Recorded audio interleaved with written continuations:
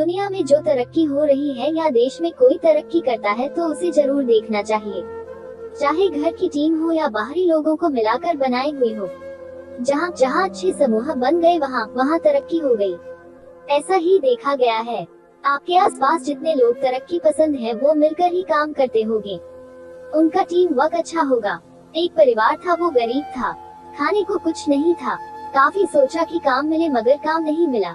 2 बच्चे थे, बीवी थी। एक दिन उन्हें विचार आया कि इस गांव में काम मिलना मुश्किल है, चलो कहीं और चलते हैं। इस इरादे से वे एक दिन गांव छोड़कर चल दिए। रात का समय था, रास्ता भी जंगली था। सोचा वृक्ष के नीचे रात गुजारी जाए। आदमी ने अपने एक लड़के को लकड़ी चुनने तथा दूसरे को पानी लाने के लिए भेज दिया तथा बीवी को चूल्हा बनाने के लिए कहा और उसने जगह साफ कर दी। चारों ने अपने अपने काम कर लिए। चूल्हा जलाया गया, पानी गर्म होने लग गया। वृक्ष के ऊपर हंस रहता था, वो सोचने लगा यह कैसा मूर्ख है, इन्होंने चूल्हा तो जला दिया मगर इनके पास पकाने को तो है ही नहीं कुछ भी।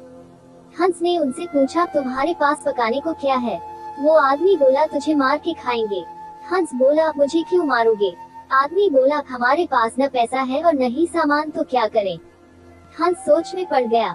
इन्होंने चूल्हा भी जला लिया है, सब कर्मशील हैं, मुझे तो यह खा ही जाएंगे। तो हंस बोला, अगर मैं आपको धन दे दूं तो मुझे छोड़ दोगे?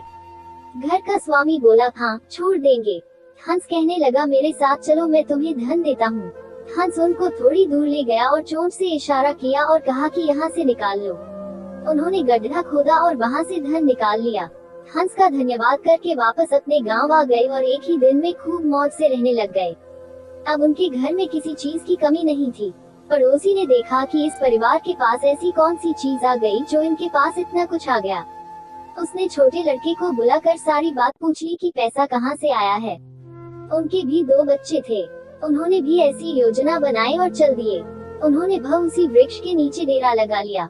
आदमी ने अपने बड़े लड़के को कहा, लकड़ी लाओ तथा छोटे लड़के को पानी लाने के लिए कहा, परंतु दोनों आनाकानी करने लगे। बीवी ने भी कहा कि मैं थक चुकी हूँ। जैसे जैसे पानी लकड़ी इकट्ठी हो गई और पानी गर्म होने लगा। हंस फिर आया और बोला, तुम्हारे पास खाने को तो नहीं है, तो फिर पानी गर्म कर रहे हो? आदमी बोला, तुझे मार कर खाएंगे। हंस मुस्कुरा उठा और बोला, मारने वाले तो 3 दिन पहले आए थे, तुम अपना समय खराब मत करो, घर जाओ, तुम मुझे क्या मरोगे, तुम तो आपस में ही लड़ रहे हो।